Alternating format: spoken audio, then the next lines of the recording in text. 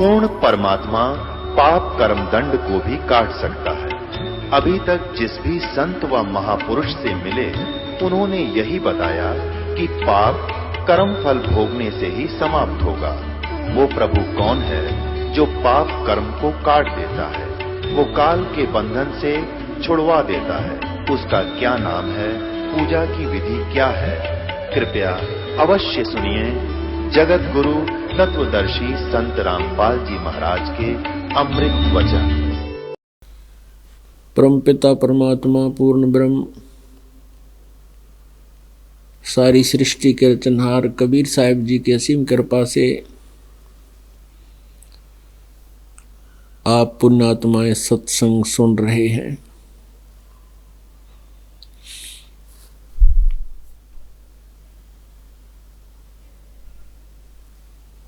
परमात्मा कबीर देव जी हम सभी आत्माओं के जनक हैं।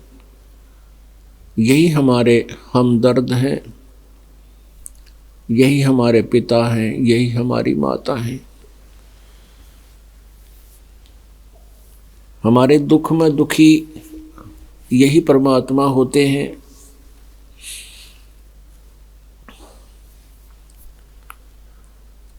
हमने अपनी गलती के कारण यहाँ काल के जाल में कष्ट उठाया, हम यहाँ काल के जाल में फंस गए। इस हम कैसे फंसे, हमारा उद्देश्य क्या है यहाँ इस पृथ्वी के ऊपर रहने का? किसी भी व्यक्ति का यहाँ स्थायी ठिकाना नहीं है, किसी भी प्राणी का। सबको ये मालूम है कि मृत्यु होगी और ये भी नहीं पता ये मृत्यु कब हो जावे। उसके पश्चात हम कभी भय नहीं मानते, हम कभी ये नहीं सोचते ये क्या जीवन है। आज हम अपनी तरफ से खूब सेट हुए बैठे हैं, संपत्ति है, संतान है, कार है, कोठी है, और एक सेकंड में मृत्यु हो जाती है। बताओ ये क्या जीवन है इस जीव का?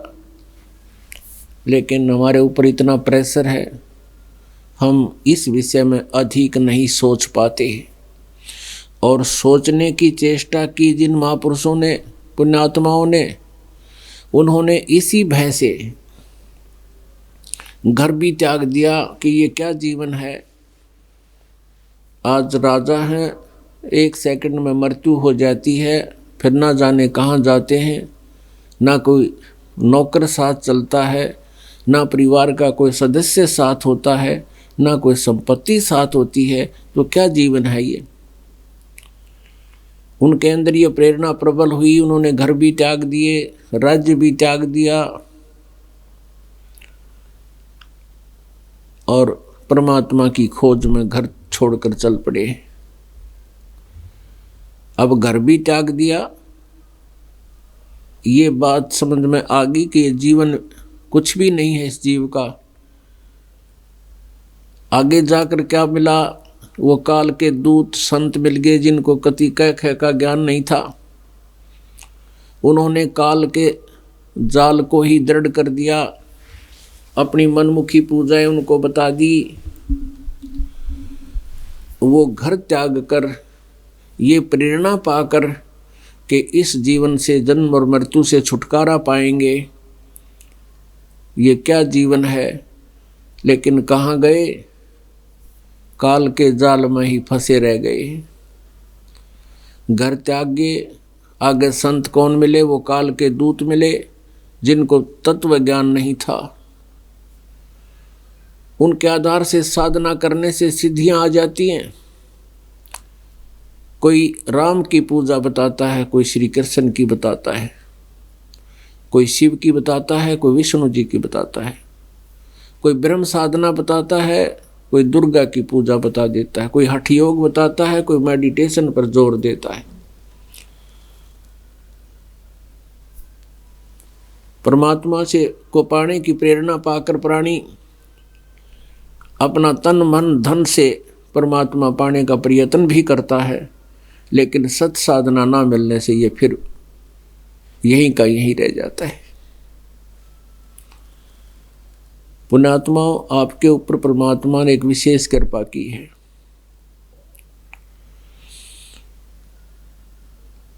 परमेश्वर ने स्वयं आकर के वो ज्ञान दिया जिसकी इस प्राणी को बहुत पहले आवश्यकता थी। आज आपको मिल गया।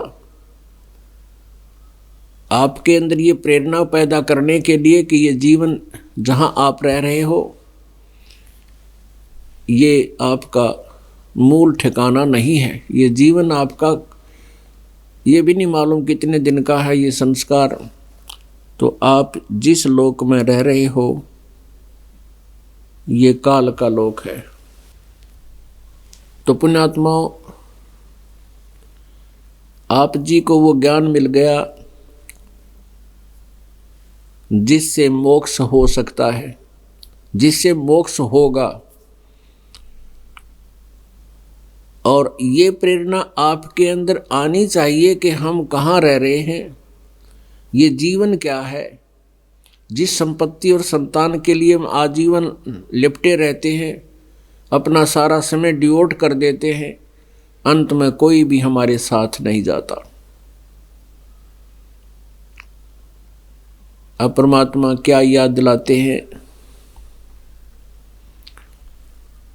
मन तू सुख के सागर बस रे भाई और न ऐसा यस रे।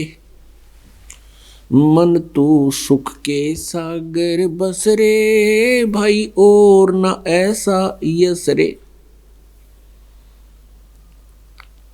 यहाँ जैसे कोई कितना ही उच्च पोस्ट प्राप्त है, कितना ही धनी है, उसकी बहुत महिमा है। यहाँ पर कोई राजा बना है, कोई मंत्री है, कोई प्रधानमंत्री है, कोई मुख्यमंत्री है, और कोई अच्छे राजनेता हुए हैं जिन्होंने कुछ अद्वितीय कार्य किए हैं, जिस कारण से उनको जनता उनके अच्छे काम के लिए याद करती रहती है, लेकिन उनका भविष्य व्यर्थ हो गया। जैसे किसी महापुरुष की आज यादगार में स्टैच्यू बना रखे हैं, उनकी मूर्तियां बना रखी हैं, तो उन मूर्तियों को एक वर्ष में जाकर साफ करा जाता जिस दिन उनका जन्मदिन हो, न बीच में कोई याद ना करता। और जो पूर्व जन्म के संस्कारी थे उन्हीं की महिमा होती है, वही अच्छे राजनेता या अन्य किसी पद पर पहुंचते हैं।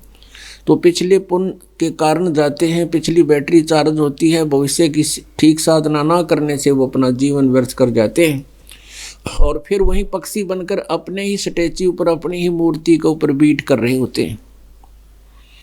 तो ये क्या महिमा हुई। परमात्मा कहते हैं मन तो सुख के सागर बसरे और नहीं ऐसा यश रे। यश माने महिमा, इससे बड़ी कोई महिमा नहीं हो सकती। आप सतलोक चलो, उस सुख के सागर चलो, जहाँ जाने के बाद फिर कभी मृत्यु नहीं होगी। आपका वहाँ परिवार होगा जैसे आपका यहाँ परिवार है। और आपको कितना अच्छा लग रहा है, बिल्कुल ठीक है। यदि यहाँ मृत्यु ना होता कोई प्रॉब्लम नहीं, हम इतने ढीठ हो लिए, इन दुखों ने खूब सहन कर सकते हैं। लेकिन मृत्यु वाली और बीमारी साथ में, ये कहर और टूटा हमारे ऊपर, सारा जीवन तो दुखी है ही है, अंत में मृत्यु वाली और कहानी गेलो है। तो पुण्यात्माओं, यहाँ तो ये बीमारी लगी ही रहेगी। मान लीजिए नेक्स्ट जीवन फिर मनुष्य का हो गया, फिर ये प्रोसीजर शुरू, यही प्रोसेस फिर हो गया। युवा हुए, विवाह हो गया, संतान हुई, कुछ मर गए, कुछ बच गए हैं, कोई रोगी, कोई कोडी, कोई कितना दुख, कोई कर्जा, कितना 100 परेशानी, आजीवन टेंशन। कोई सुख का सांस यहाँ प्राणी को नहीं है, चाहे यहाँ प्रधानमंत्री और राष्ट्रपति क्यों ना हो, प्राणी सुखी नहीं यहाँ पर कोई भी। लेकिन हमने ये झूठा सुख ही सुख दिखाई देता है। निर्धन सोचता है कि धनवान सुखी, और धनवान सोचता है राजा सुखी। राजा सोचता है स्वर्ग का राजा सुखी होगा, और इंद्र सोचता है कि ब्रह्मा विष्णु महेश सुखी। और ब्रह्मा विष्णु महेश महादुखी। अब कैसे? ये 3 लोक के प्रधान हैं और एक एक विभाग के मंत्री हैं, एक छोटा सा मुखिया। अब जैसे निर्धन तो सोचा धनवान सुखी, और धनवान को सपने में सुख नहीं। पूछ लिए इन धनवाना थे, इनके साथ के बीते रात ने भी नींद नहीं आती इनको। किसी का देना है, किसी का लेना है, किधर घाटा है, किधर कुछ हो रहा है, किधर लाभ हो रहा है। अब फायदा हो गया तो वो दुखी, उसकी योजना बनाओगा कहाँ लगाऊं। 20 लाख रुपये पास होंगे, 20 कर्ज ले लेगा, 40 लाख की फैक्ट्री लाकर बैठ जाएगा, उसमें मजदूर हड़ताल करे रहेंगे, रात में नींद आवे नहीं। तो कहने का भाव ये है कि फिर साहूकार सेठ सोचता है कि धनवान सोचता है ये राजा सुखी होगा, राजा को तो सपने में भी सुख नहीं होता। एक छोटे से घर का मुखिया, 5-4 सदस्य होते हैं, और उन्हीं की व्यवस्था में, उन्हीं के प्रबंध में उसको रात में नींद नहीं आती, ऐसी समस्याएं आ जाती हैं उसके जीवन में। और राजा तो एक बहुत बड़े क्षेत्र का प्रबंधक होता है, उसको कैसे चैन हो सकती है। अब राजा सोचता है इंद्र सुखी, इंद्र जैसा दुखी धरती पर नहीं। अब हम इन सुखों को, इस झूठे सुख को सुख मानकर ही हम इनमें आश्रित हैं। इंद्र जो है स्वर्ग का राजा है और 72 चतुर्युग तक वो शासन करेगा। 72 चतुर्युग तक वो इतनी कुबद कमा लेगा वहाँ पर, क्योंकि राजा बनकर इंसान खोटे कर्म करे है, अच्छे वो कर ही नहीं सकता। उसकी व्यवस्था ऐसी बन जाती है, वो विवश होता है। तो अपने पुण्य से तो वो राजा बने, स्वर्ग का बनो चाहे पृथ्वी का बनो, और अपने पुण्य वो समाप्त कर रहा है, डांस देख रहा है, कितने ठाठ कर रहा है, दुनिया के टैक्स पर अपनी मौज कर रहा है। और फिर क्या होगा? 72 चतुर्युग, एक चतुर्युग 43,20,000 वर्ष का होता है, सतयुग, त्रेता, द्वापर और कलयुग। तो ऐसे ऐसे 72 चतुर्युग तक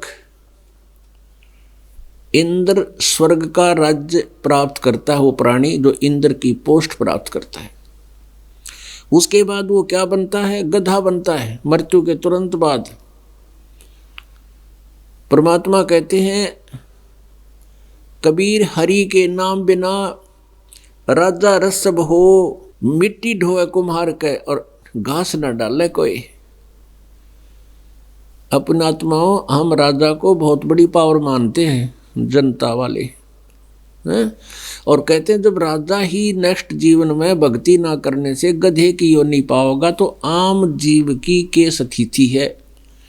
एक का उदाहरण से समझ लेना चाहिए। इसी प्रकार इंद्र स्वर्ग का राजा होता है, नेक्स्ट जीवन वो गधे की योनि से प्रारंभ करता है।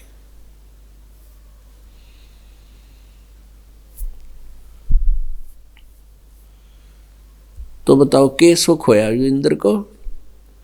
मान ले 72 चतुर्युग स्वर्ग में रह गया, फिर गधा बने पाछते एक का जीवन बते बहुत है गधे का, वह सारा इंद्रपना खत्म हो जाए उसका, बाजा कुमार का लठ ऊपर थे। अपने आत्माओं, इन बातों को बहुत गहराई से सोचना पड़ेगा अपने।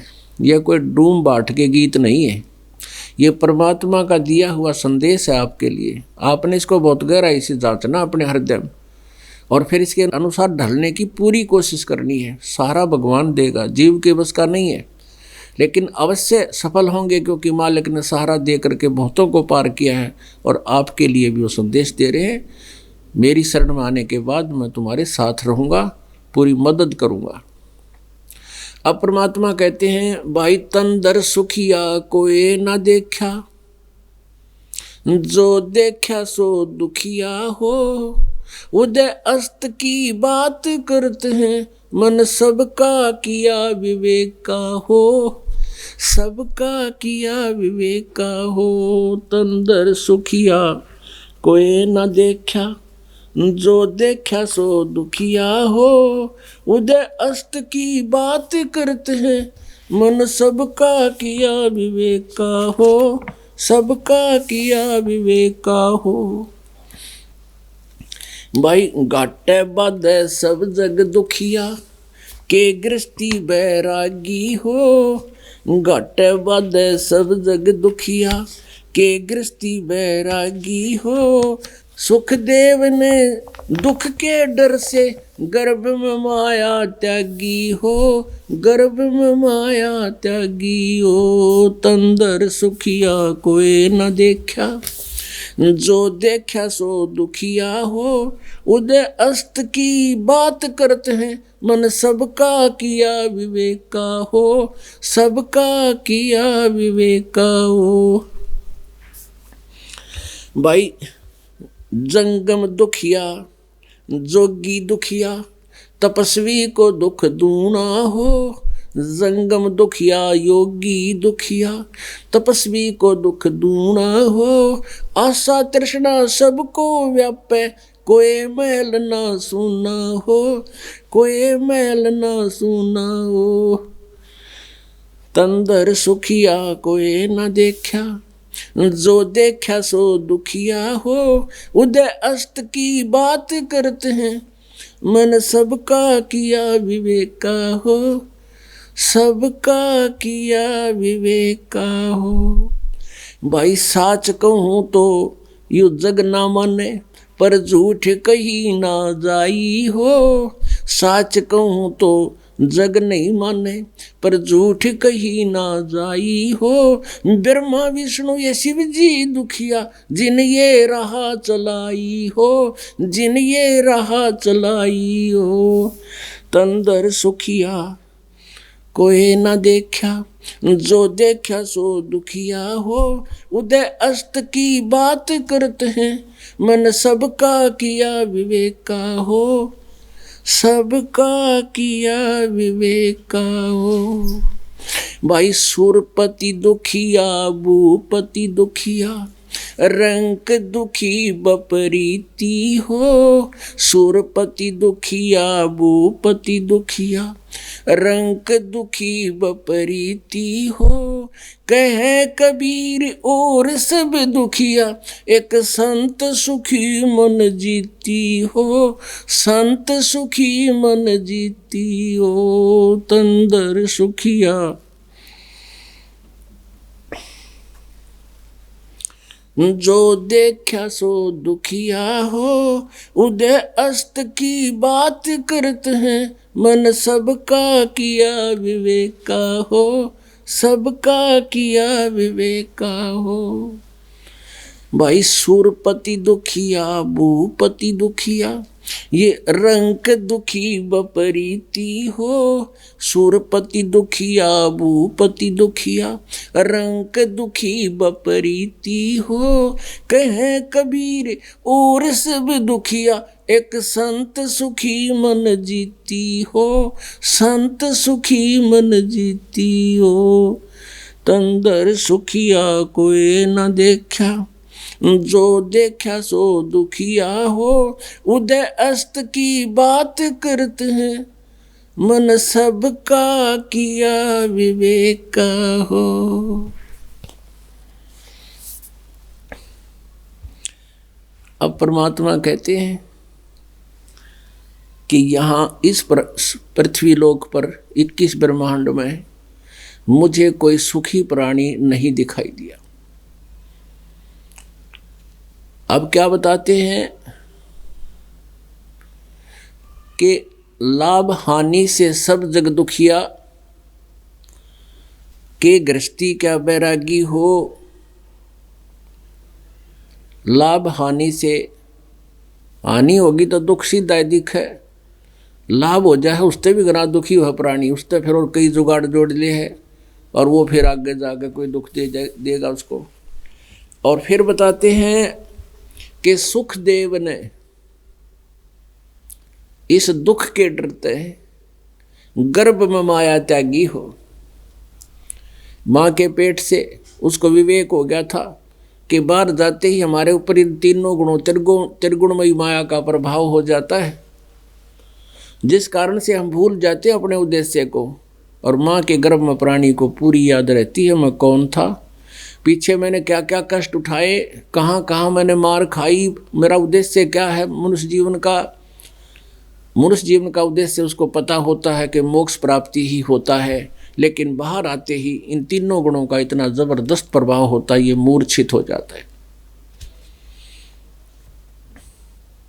इसको नए सिरे से पढ़ाई जाती है। ये तेरा चाचा या तेरी चाची, ये तेरा माँ या तेरी मम्मी या तेरा मामा, तो फिर इसको नए सिरे से पढ़ाया जाता है। वो चेतना खत्म हो जाती है तीनों गुणों के दबाव से।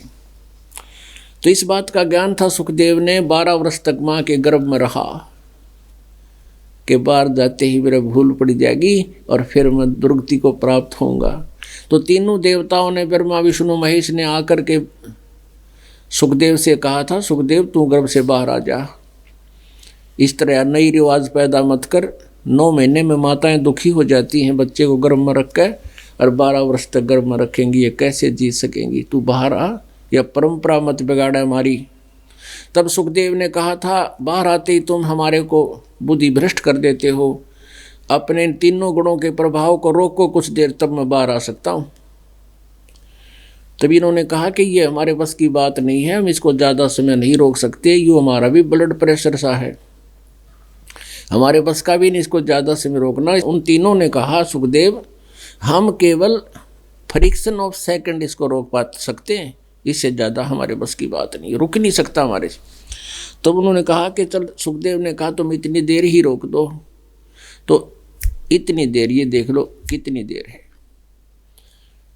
इतनी देर पल का भी चौथा यानी 10वां हिस्सा उस टाइम में उन्होंने अपने कोशिश की रोकने की। इतनी सेकंड में वो बाहर आ गया माँ के गर्भ से।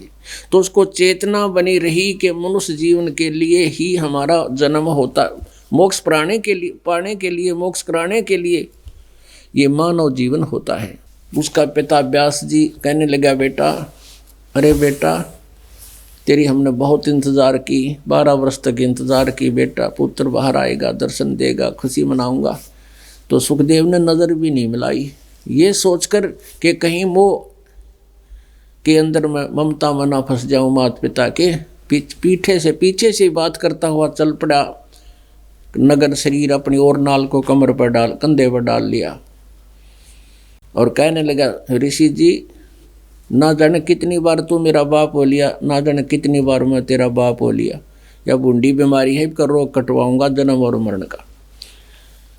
और वहाँ से अदृश्य हो गया। पिछली बैटरी चार्ज थी उसकी, पिछले पुण्य थे, आकाश में उड़ गया। व्यास टक्कर मारता हुआ रोता हुआ वापस आ गया। पुत्र मोह में इतना दुखी था वो। लेकिन अब उसको ज्ञान भी हो गया कि मोक्ष कराना आवश्यक है और मनुष्य जीवन केवल मिला ही मोक्ष प्राप्ति के लिए, इसका कोई उद्देश्य नहीं दूसरा। तो उसके बाद उसने साधन नहीं मिला, रास्ता नहीं मिला, आकाश में उड़ जाता था, स्वर्ग में चला जाता था, कहीं रास्ता ना मिला। आखिर में आकर राजा जनक से उपदेश लिया। राजा जनक विष्णु तक का पुजारी था, वो विष्णु के लोक में ले गया, उसने रह गया फिर वहीं का वहीं। अब क्या बताते हैं परमात्मा,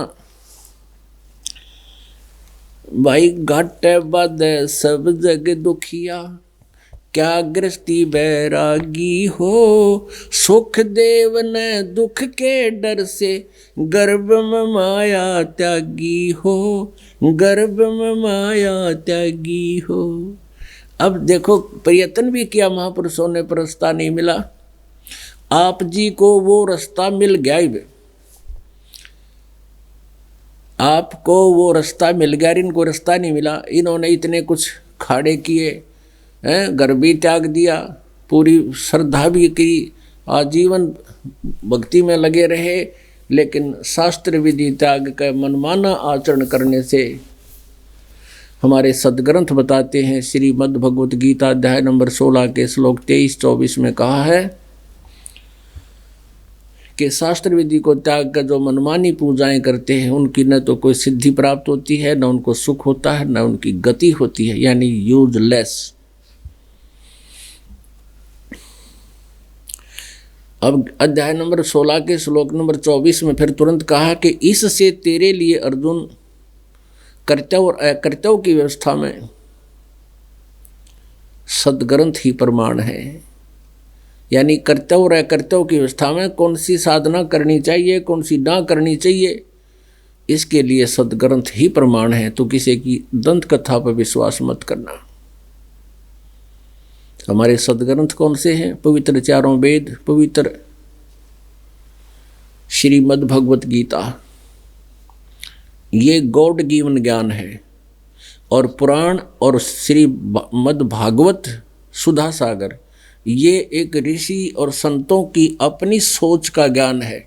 तो जो वेदों और गीता से ज्ञान नहीं मिलता, विधि साधना नहीं मिलती इन पुराणों और सुधा सागर में, तो यूजलेस है वो लोक वेद है, वो मनमाना आचरण है, वो नहीं करना चाहिए, उसे कोई लाभ नहीं होगा। तो श्रीमद् भगवत गीता में पूजा की विधि क्या है? 500 यज्ञ, एक यज्ञ है धर्म की, दूसरी यज्ञ है ध्यान, तीसरी यज्ञ हवन की, चौथी यज्ञ प्रणाम, 5वीं यज्ञ है स्वाध्याय, ज्ञान, सत्संग, तत्व ज्ञान। और फिर 8वें अध्याय के 13वें श्लोक में गीता जी बताया है कि ओम इति एकाक्षरम ब्रह्म व्यवहारण माम अनुसमन यह प्रयाति तदन देहम सयाति परमाम गति। मुझ ब्रह्म का केवल एक ओम मंत्र है, ओम अक्षर है, उच्चारण करके सिमरण करता हुआ ये प्रयाति तदन देहम सयाति परमाम गतिम, जो उसका अंतिम श्वास तक यानी शरीर छूटते समय तक इस ओम नाम का जाप करता हुआ जाता है, सयाति परमाम गतिम, वो ओम नाम से मिलने वाली परम गति को प्राप्त होता है। अब ओम नाम से कौन सी परम गति होती है? श्रीमद् देवी भागवत 7वां स्कंद, गीता प्रेस गोरखपुर से प्रकाशित, सचित्र केवल हिंदी मोटा टाइप, पृष्ठ नंबर 562 और 63 पर श्री देवी जी कह रही है हिमालय राजा को कि हे राजन, उस ब्रह्म का क्या स्वरूप है ये बताया जाता है। उस ब्रह्म का ओम नाम है, ओम नाम का जाप करने से उस ब्रह्म की प्राप्ति होती है और वो ब्रह्म ब्रह्मलोक में रहता है। और सब बातें छोड़ दे और केवल ओम नाम का जाप कर और ब्रह्म प्राप्ति का उद्देश्य रख, तो ब्रह्मलोक पहुंच जाएगा। तो ओम नाम की परम गति ब्रह्मलोक प्राप्ति है। गीता जी अध्याय नंबर 8 के श्लोक नंबर 16 में ये कहा है कि ब्रह्मलोक पर्यंत, यानी ब्रह्मलोक तक सभी लोकों में गए हुए प्राणी पुनरावृत्ति में है, उनका पुनर्जन्म और मृत्यु होता ही रहता है, पूर्ण मोक्ष नहीं होता। पुण्य समाप्त होने पर वो दोबारा फिर जन्म मृत्यु में आते ही आते। गीता जी अध्याय नंबर 8 के श्लोक नंबर 1 में अर्जुन ने पूछा, परमात्मा आपने जो तत्ब्रह्म बताया है 7वें अध्याय के 29वें श्लोक में कि उस तत्ब्रह्म को जानकर अध्यात्म, सारे अध्यात्म ज्ञान से परिचित और सभी कर्मों से परिचित प्राणी केवल जरा और मरण से छूटने का ही प्रयत्न करता है। जरा माने बुढ़ापा, मरण माने मृत्यु।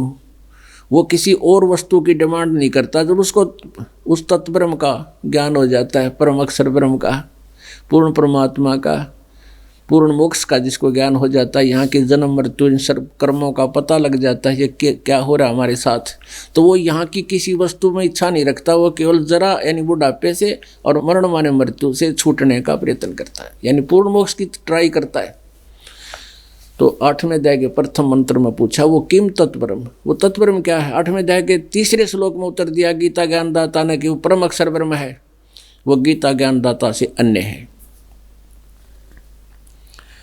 गीता जी अध्याय नंबर 15 के श्लोक 1 से लेकर 4 तक और 16 और 17 में ये स्पष्ट किया है कि ऊपर को जड़ वाला, नीचे को तीनों गुण रूपी शाखा वाला, ये उल्टा लटका हुआ संसार रूपी वृक्ष है। और जो संत इसके सभी विभाग बता देगा, जड़ क्या है, तना क्या है, डार कौन है, शाखा कौन है, पत्ते कौन है, सवेदवित, वो तत्वदर्शी संत है, वह वेद के तात्पर्य को जानने वाला संत है।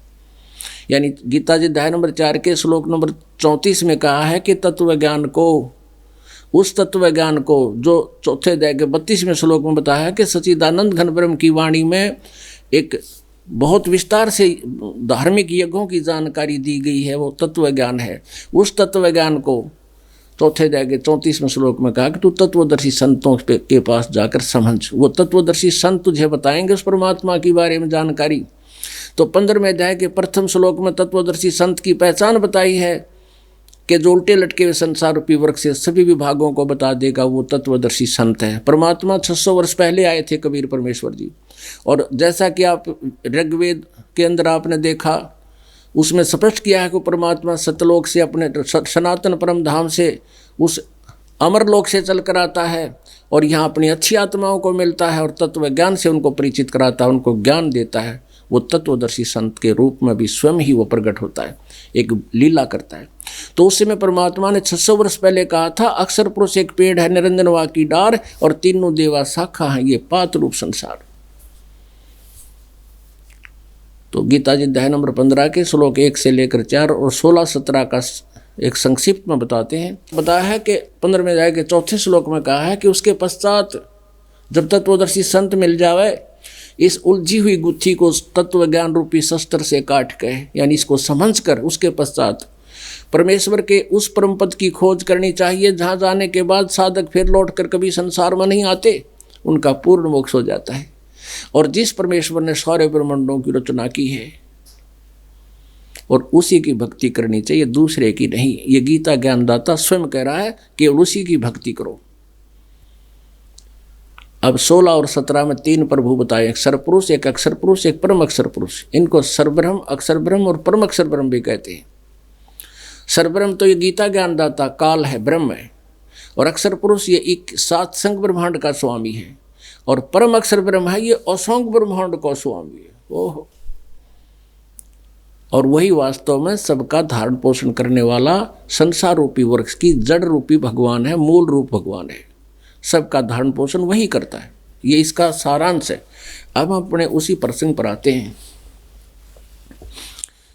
तो यहाँ प्रसंग ये है कि हम ये देखें कि पूजा की विधि कौन सी है, वे ऑफ वर्शिप कौन सी है, जिससे हमारे सदग्रंथ जिसको समर्थन कर रहे हैं, जो शास्त्र अनुकूल साधना कौन सी है, उससे हमारा मोक्ष होगा। तो गीता जी अध्याय नंबर 8 के श्लोक नंबर 3 में उत्तर दिया गीता ज्ञानदाता ने कि वो परम अक्षर ब्रह्म है, जिसकी जानकारी होने के बाद प्राणी फिर जन्म और मरण से और बुढ़ापे से छूटने की चेष्टा करता है। उसका कौन सा जाप है? अपना तो 8वें अध्याय के 13वें श्लोक में बता दिया गीता ज्ञानदाता ने कि मेरा तो एक ओम अक्षर है। उस परमात्मा के पाने का 17वें अध्याय के 23वें श्लोक में बताया कि ओम तत्सत इति निर्देश है ब्रह्मण त्रिविध समर्थ है। ब्रह्मण माने सच्चिदानंद घन ब्रह्म का, यानी परम अक्षर ब्रह्म की को प्राप्ति का ये 3 प्रकार का 3 मंत्र का जाप है। ओम ये ब्रह्म का, सरपुरुष का, और तत् ये परब्रह्म का यानी अक्षर पुरुष का। ये गुप्त है, सांकेतिक है, ये दास बता सकता है इस पृथ्वी पर, और किसी के पास इसका बताने का अधिकार भी नहीं है और किसी को ज्ञान भी नहीं है। इस दास से ज्ञान होने के बाद से कोई कुछ भी कहता रहे, वो अधिकारी नहीं है, वो उससे कोई लाभ नहीं होना। और सत्य वो परम अक्षर ब्रह्म का। इन तीनों मंत्रों का 3 प्रकार से जाप होता है, त्रिविध है, 3 विधि से। तो फिर परम अक्षर ब्रह्म की प्राप्ति होती है, पूर्ण मोक्ष होता है। तो ये मंत्र हैं पूरी गीता में, पूरे वेदों में, और कोई भी मंत्र नहीं, कोई जाप नहीं। हरे राम हरे कृष्ण राधे राधे श्याम मिला दे, ओम नमः शिवाय, ओम भागवते वसुदेव, ये फलाने पता नहीं क्या क्या एवं नमः, ये कोई बात हुई? तो कहाँ से लाए वो मंत्र है? वो पुराणों से लिया उन्होंने। पुराणों का ज्ञान जो है एक ऋषि और महर्षियों का है, इन अन्य देवताओं का है, और ये ज्ञान गीता और वेदों का ज्ञान गॉड गिवन है, और ये है शास्त्र अनुकूल साधना। इसको अन्य जो साधना इसके अतिरिक्त हम करते हैं, कोई भी जाप करते हैं, कोई भी साधना करते हैं, कोई व्रत रखते हैं, गीता जी में कहीं भी व्रत के लिए व्रत रखने को नहीं कहा। फिर ये कहाँ से आगे व्रत हमारे ऊपर, कहाँ से आगे तीर्थ, और कहाँ से आगे ये श्राद्ध निकालना, भूत पूजना। गीता जी अध्याय नंबर 9 के श्लोक नंबर 25 में कहा है कि भूत पूजने वाले भूत बनेंगे, भूतों को प्राप्त होंगे, भूत बनेंगे वे, और देवताओं के पूजने वाले देवताओं को प्राप्त होंगे, उनके नौकर लगेंगे जाके, और मेरे पूजने वाले मुझे प्राप्त होंगे। तो गीता जी में कितने भी श्राद्ध काटने की निकालने की नहीं बता रखी, ना कितने पिंड भरवाने की बता रखी। ये कहाँ से बीमारी लाई हमारे? इन मनमुखी लोगों ने शास्त्र विदिता का मनमाना आचरण शुरू करवा दिया हमारा। और जिससे हमारे पूर्वज सारे भूत बन गए। अब ये श्राद्ध निकालने की जो वकालत करते हैं वो क्या कहते हैं कि श्री रामचंद्र जी दसोटे में थे और वहाँ उन्होंने अपने पिता का काज कराया था, श्राद्ध किया था, तो उनके सारे पूर्वज सामने खड़े दिखाई दिए हैं। और सीता जी संकोचा गई, उनको देखकर शर्मिंदा होगी लज्जा में। अब वो दिखेंगे सारे भूत बन रहे, वो भूत बढ़कर लाइन में लाग रहे सारे। बता, ये बनवा दिया उल्टे काम, सारी उल्टी साधना करवा के सारे पितर बनवा दिए, दिखेंगे खड़े उनको। एक रुचि ऋषि था, मार्कंडेय पुराण में 243 पृष्ठ पे लिखा है, 42 पे है, और वो अपना वेदों अनुसार साधना कर रहा था। उसके पिछली 4 पीढ़ी दिखाई दी उसको, भूत बन रही पितर। उन्होंने कहा, बेटा तूने ब्याह क्यों नहीं करवाया, ब्याह करवा कर श्राद्ध निकालता है। तो रुचि कहता है कि हे पूर्वजों, वेद में इस कर्म कांड को यानी श्राद्ध श्रुद्ध निकालना, पिंड भरवाना, इसको अविद्या कहा है, मूर्खों की साधना। फिर आप मुझे क्यों लगा रहे इसे इस घिनौने कर्म में।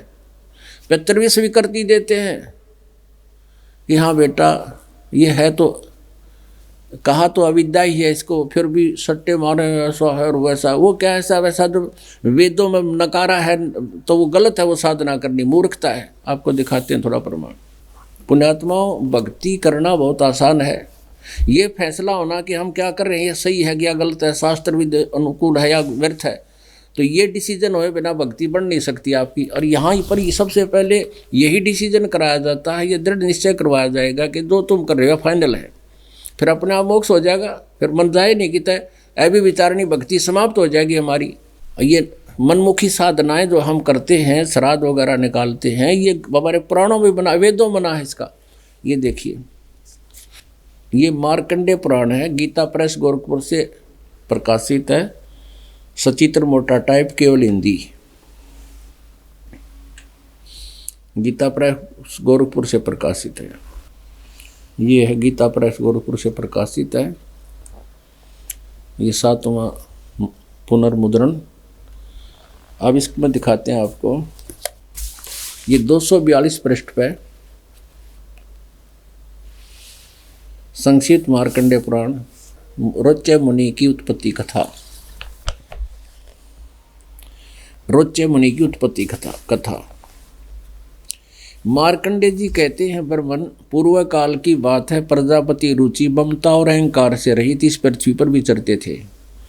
उन्हें किसी से भय नहीं था, वे बहुत कम सोते थे। उन्होंने न तो अग्नि की स्थापना की थी और न अपने लिए घर ही बना रखा था। वे एक बार भोजन करते और बिना आश्रम के ही रहते थे। उन्हें इस प्रकार की आसक्तियों से रहित एवं मुनिवर्ती में रहते हुए देख उनके पितरों ने उनसे कहा। पितर बोले, बेटा, विवाह स्वर्ग और अपवर्ग का हेतु होने के कारण एक पुण्यमय कार्य है, उसे तुमने क्यों नहीं किया। ग्रस्त पुरुष समस्त देवताओं, पितरों, ऋषियों, अतिथियों की पूजा करके पुण्यमय लोकों को प्राप्त करता है, यानी मोक्ष नहीं, पुण्यमय लोकों को प्राप्त करता है। वह सभा के उच्चारण से देवताओं को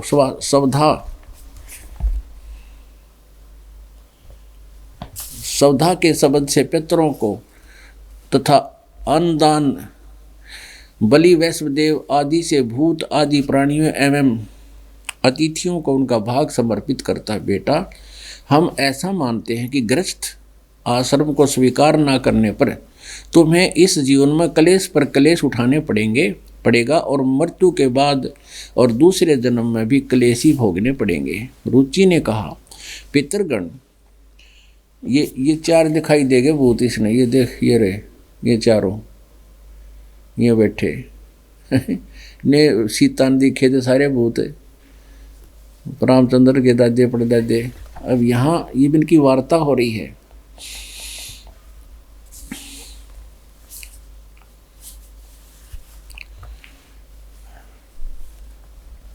रुचि ने कहा, पितरगण, प्रियगण मात्र भी अत्यंत दुख एवं पाप का कारण होता है, उससे मनुष्य की अधोगति होती है। यही सोचकर मैंने पहले स्त्री संग्रह नहीं किया, मन और इंद्रियों को नियंत्रण में रखकर जो ये आत्म संयम किया जाता है वह भी परिग्रह करने पर मोक्ष का साधक नहीं होता। ममता रूप कीचड़ में सना हुआ होने पर भी यह आत्मा जो परिग्रह शून्य चित्तवृत्ति जल से प्रतिदिन धोया जाता है, यह श्रेष्ठ प्रयत्न है। जितेंद्रिय विद्वानों को चाहिए कि वे अनेक जन्मों द्वारा संचित कर्म रूपी पंख में सने हुए आत्मा को साधना रूपी सदसाधना रूपी जल से प्रक्षालन करें। पितर बोले, बेटा जितेंद्रिय होकर आत्मा प्रक्षालन करना उचित है, किंतु तुम जिस पर चल रहे हो मोक्ष मार्ग है। अब दे पितर नको, तुम जिस मार्ग पर चल रहे हो तो मोक्ष मार्ग है, ये अपने कैसा बनाना चाहो भूत इसने है तरह गजब भैया। अब पितर बता रहे हैं, पूर्व जन्म में किया हुआ मानव का शुभ अशुभ कर्म सुख दुख में भोग के रूप में प्रतिदिन भोगने पर भी अक्षीण होता है। रुचि ने पूछा, पितामहो, वेद में कर्म मार्ग को यानी जो तुम मुझे करवाना चाहते हो, ये कर्म कांड, पितृ श्राद्ध श्रुद्ध कराना, पितरों की पूजा, भूतों की पूजा, पितामहो वेद में कर्म मार्ग को अविद्या कहा है, फिर क्यों आप लोग मुझे उस मार्ग में लगाते हैं? पितर बोले, यह सत्य है कि कर्म को अविद्या ही कहा गया है, इसमें तनिक भी मिथ्या नहीं है। फिर टट्टू रह गया, बता फिर क्या रह गया, ये तो मूर्ख बना रहे। अब चक्कर क्या है पुण्यात्मा,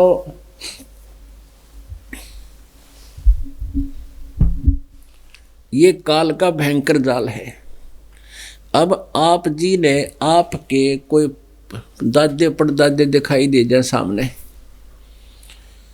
और वो कोई आपसे कहें कि बेटा ऐसा कर दो ऐसा कर दो, तो आपके अंदर उनके प्रति ममता जाग जाने से आप अपने पथ को छोड़ दोगे, उनकी ममता में फंस के अपना कर्म बिगाड़ लोगे। ऐसा ही रुचि के साथ बना। अब रुचि ने बतेरे पैर अड़ाए कि नहीं आप गलत कह रहे हो, वेद में इसको गलत लिखा है, और वो भी मानते हैं कहाँ ये है तो अविद्या ही मूर्खों का कार्य है, फिर भी ऐसा है वैसा है वैसा है। आखिर में इसकी बिरान माटी करवा के छोड़ी, यानी इसका ब्याह करवा दिया, फिर अंडे धक्के खांदा है। अब परमात्मा हमें क्या बताना चाहते हैं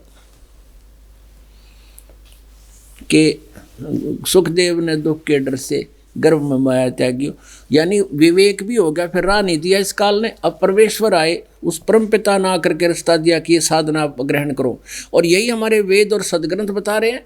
तो उस वेदों को छोड़कर और गीता जी के अतिरिक्त जो भी कोई वे ऑफ वर्शिप है वो शास्त्र विधि को त्याग कर मनमाना आचरण है, वो नहीं करना चाहिए। अब जैसे वेद और गीता का आदेश परमात्मा का है, और अन्य जो साधनाएं हैं वो किसी ऋषि देवता ब्रह्मा और इंद्र बृहस्पति शुक्राचार्य मार्कंडे या अन्य किसी ऋषि की अपनी सोच है, उनकी अपने लिखे हुए अनुभव हैं। अब जैसे हमने परमात्मा का आदेश माना नहीं और उन पुराणों के आधार से साधना शुरू कर दी, तो हमने भगवान का विधान तोड़ दिया। हमने परमात्मा का आदेश ना मानकर एक ऋषि महर्षि का आदेश पालन कर लिया। अब जैसे एक किसी व्यक्ति का एक एसएचओ मित्र था दरोगा जी, और उसने अपने मित्र दरोगा से कहा कि मेरा जो पड़ोसी है, मेरा गुआंढी साथी, जो मेरा द्वार के द्वार लगी हुई है एक व्यक्ति की, वो मुझे बहुत परेशान रखता है, नहीं मान रहा है, उसका कोई प्रबंध करो। एसएचओ ने कहा कि जा मार उसका लठ, माफ देख लूँगा। अब एसएचओ की आज्ञा का पालन करके उसने अपने पड़ोसी के साथ झगड़ा ठान लिया, और युद्ध लड़ाई होगी, लड़ाई में पड़ोसी मर गया, उसकी मृत्यु होगी। तो उसने क्या किया, राजा का विधान है कि कोई किसी की हत्या करेगा उसको सजाए मौत होगी। अब उसने राजा का विधान तोड़ दिया एक अधिकारी की आज्ञा का पालन करके। अब उस अधिकारी की आज्ञा के पालन से उसको सजाए मौत होगी, क्योंकि राजा का विधान टूट गया। तो इसलिए हमने उन अधिकारियों की आज्ञा का पालन करके भगवान का विधान नहीं तोड़ना है, उसके तोड़ने से हम दंडित होंगे। अब जैसे वेद और गीता ये परमात्मा का विधान है, इसके अतिरिक्त जो भी साधना आप करते हो, कुछ भी जाप करते हो, इसके अतिरिक्त कोई तीर्थों पर जाता है, व्रत रखते हो, श्राद्ध रखते हो, या कुछ भी मंत्र जाप करते हो, शास्त्र विदिता का वो मनमाना आचरण है। और उसके करने से फिर भगवान का विधान टूट गया। विधान टूट गया तो भगवान रूठ गया, भगवान रूठ गया तो आपका सारा काम बिगड़ गया, वो सो ही नहीं सकता। अब फिर क्या बताते हैं परमात्मा, भाई जंगम दुखिया जोगी दुखिया, तपस्वी को दुख दूना हो। जंगम दुखिया जोगी दुखिया, तपस्वी को दुख दूना हो। आशा तृष्णा सब में व्यापे, कोई मैल ना सुना हो, कोई मैल ना सुना हो। कहते हैं जंगम दुखिया, योगी दुखिया और तपस्वी को दुख दोना हो। पुण्यात्माओं, एक सत साधना करना करने से अन्य जो साधनाएं कोई करता, जैसे श्रीमद् भगवत गीता अध्याय नंबर 4 के श्लोक नंबर 25 से लेकर 31 तक ये बताया गया है कि कोई तो देवताओं की पूजा करता है, कोई स्वाध्याय ही करता है, कोई घोर अहिंसात्मक व्रतों का ही पालन करता है, कोई केवल योग आसन ही करता रहता है, और सभी अपनी साधनाओं को पाप नाशक मान कर कर रहे हैं। नहीं तो वो करें, कोई नहीं, पता लग जाती गलत है। इसलिए चौथे अध्याय के 32वें श्लोक में कहा कि इस प्रकार की बहुत विस्तार के साथ यज्ञों की जानकारी, यज्ञ माने धार्मिक अनुष्ठानों की जानकारी सच्चिदानंद घन ब्रह्म की वाणी में, यानी ब्रह्मणे मुखे, यहाँ इन्होंने अनुवाद गलत कर दिया ब्रह्मणे मुखे का, इन्होंने वेद की वाणी कर दिया ब्रह्मणे मुखे। ब्रह्मणे का अर्थ है सच्चिदानंद घन ब्रह्म। गीता जी अध्याय नंबर 17 के श्लोक नंबर 23 में आप देखिएगा, ब्रह्मणे का अर्थ लिखा है इन्होंने सच्चिदानंद घन ब्रह्म, यानी परम अक्षर ब्रह्म, यानी परम अक्षर ब्रह्म ने अपने मुख से यहाँ आ करके सतलोक से चलकर आता है, और वो अपने मुखारविंद से जो ज्ञान उच्चारण करता है वो सच्चिदानंद घन ब्रह्म की वाणी होती है, उसका अपने मुख से बोला हुआ ज्ञान होता है। उस ज्ञान में विस्तार से कही गई है, और वो है तत्व ज्ञान। फिर चौथे अध्याय के 34वें श्लोक में कहा, गीता ज्ञानदाता कहता उसको मैं नहीं जानता, उसको तत्वदर्शी संत जानते, उनसे पूछो।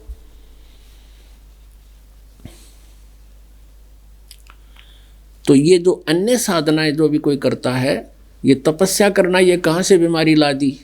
किसी भी सदग्रंथ में नहीं लिखा कि तपस्या करो, तप करो, हठ करो, नहीं। और गीता जी अध्याय नंबर 17 के श्लोक 5 और 7 में, 5, 6, 7 में स्पष्ट किया है, जो शास्त्र विदिता का मनमाना जो घोर तप को तपते हैं वो नरक के भागी होते हैं।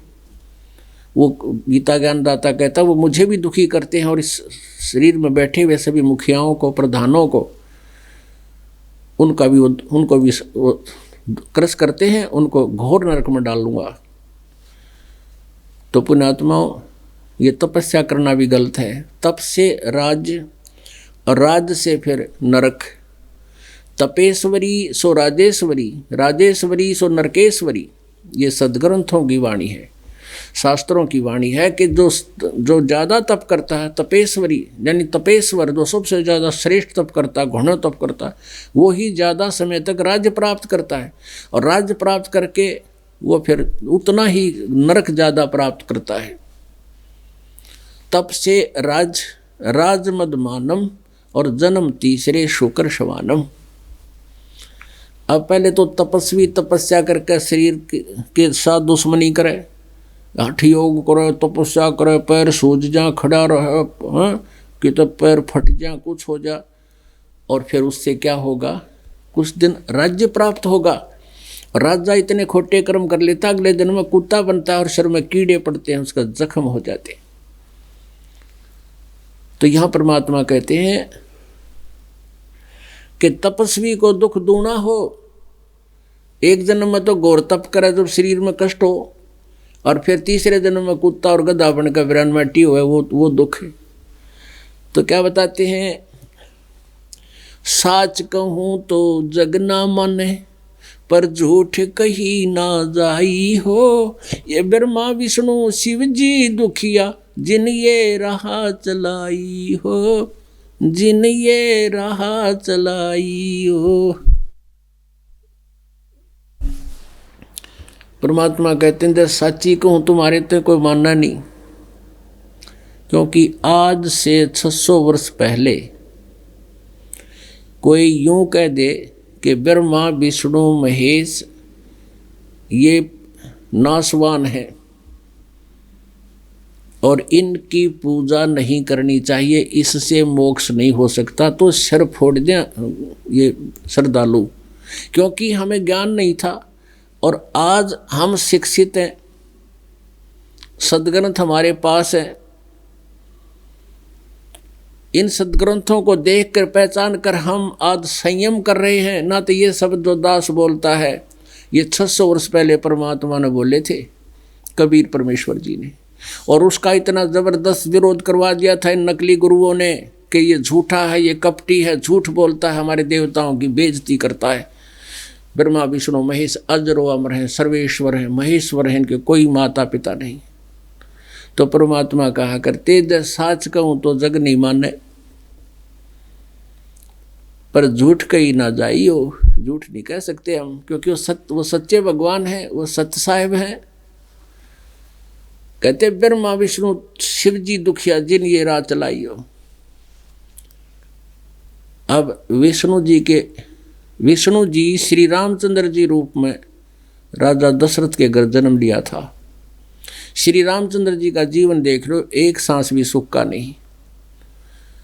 युवा हुए थे थोड़े से, उसी समय विवाह हो गया, विवाह से मैं तुरंत वनवास हो गया, वनवास में सीता का अपहरण हो गया,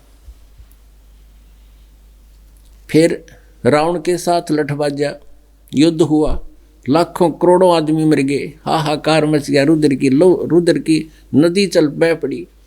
फिर सीता जी को वापस लाए अग्नि परीक्षा करके। 2 साल के बाद घर से फिर एक धोबी के व्यंग से निकाल दिया सीता को। सीता जी गर्भवती थी और अपनी पत्नी को घर से निकाल दिया, लोक लाज के डरते हैं। अपने आत्माओं बालक तो जंगल में नो भी नहीं पता कहाँ वो मर गए एक जीव है, और रामचंद्र जी अयोध्या के राजा तो सपने में भी सुखी नहीं हो सकता, वो प्राणी जिसका परिवार की और रहता हो। तो के चाटा इसे राज ने, और अंत में भी उनका मिलन नहीं हुआ। अंत में जब अपने बच्चों को मिलना चाहा तो उन्होंने मिलने से इनकार कर दिया। सीता जी ने भी अपना तो ना शरीर पृथ्वी में समा गई, और इस दुख में श्री रामचंद्र जी ने सरयू नदी में अयोध्या के पास आकर के जल समाधि ली। भगवान श्री कृष्ण का जीवन देख लो, जेल में जन्म हुआ, मामा शत्रु हो गया, कभी पूतना को भेज रहा मारने के लिए, कभी केसी को भेज रहा, कभी किसी को, कभी जरा सिंगारा लठ लेकर। अंत में भगवान उस मथुरा को छोड़कर, जहाँ ये मथुरा में भगवान ढूंढने जावे हैं, भगवान तो उसको छोड़कर चला गया द्वारका में। आज वहाँ खोजने जा रहे हैं, लकीर पीटड़िए, अब का मूर्ख बना रहे हैं कि मथुरा में जरूर जाना चाहिए, परिक्रमा करनी चाहिए गोवर्धन की। गोवर्धन ने छोड़कर भगवान तो वहाँ चले गए थे द्वारका में, और द्वारका को भी समुद्र में डबो दिया था कि कदे यहाँ आ जा धक्के खानिए ना, तो वहाँ भी भेज जाऊँ तुमने, चोखा मथुरा में सदगी। अब कहने का भाव ये है कि जो साधना हम करते थे वो गलत थी हमारी। शास्त्र विधि त्याग का मनमानी जो पूजाएं करते थे वो व्यर्थ थी। तो अब कहते हैं ब्रह्मा विष्णु शिव जी दुखिया, जिन ये राह चलाई हो। अब श्री कृष्ण जी का अंत आप पढ़ कर देखो, ओए होए, दुर्वासा जी ने श्राप दे दिया कि यादव कुल का नाश होगा, उसके साथ मजाक कर दिया था श्री कृष्ण जी के पुत्र और अन्य यादव ने। उसके श्रापवश पूरा यादव कुल आपस में लड़के कटके मर गया और श्री कृष्ण जी को भी अपना बदला देना पड़ा, क्योंकि श्री रामचंद्र रूप में सुग्रीव के भाई बाली को मारा था धोखा देकर, एक वृक्ष की ओट लेकर। तो उसी बाली वाली आत्मा तो एक शिकारी बना, श्री कृष्ण जी के पैर में विषाक्त यानी जहर से युक्त तीर मार के उसकी हत्या की, वध किया। तो परमात्मा कबीर परमेश्वर जी कहते हैं, साच कहूँ तो जग ना माने, पर झूठ कही ना जाई हो। ब्रह्मा विष्णु ये शिव जी दुखिया, जिन ये राह चलाई हो, जिन ये राह चलाई हो। फिर क्या बताते हैं, सुरपति दुखिया भूपति दुखिया, रंक दुखी बपरीती हो। सुरपति दुखिया भूपति दुखिया, रंक दुखी बपरीती हो। कहे कबीर और सब दुखिया, एक संत सुखी मन जीती हो, संत सुखी मन जीती हो। सुरपति कहते हैं इंद्र को, देवताओं का मालिक, राजा, स्वर्ग का राजा। सुरपति दुखिया, ओए होए। पुण्यात्माओं, आप इन पुराणों को पढ़कर देखना,